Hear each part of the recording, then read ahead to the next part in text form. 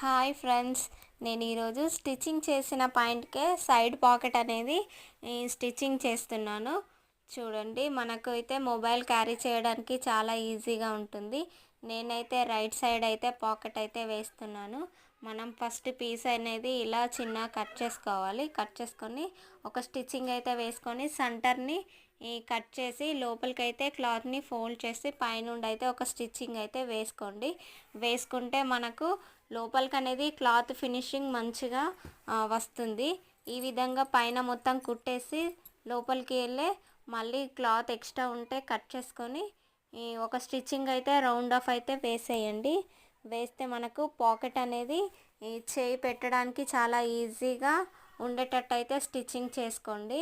ఇలా మొత్తం స్టిచ్చింగ్ చేసిన తర్వాత మనము పాకెట్ అనేది కుట్టుకోవాలి. ఈ విధంగా క్లాత్ అయితే తీసుకొని 2 సైడ్స్ అయితే వేసేయండి.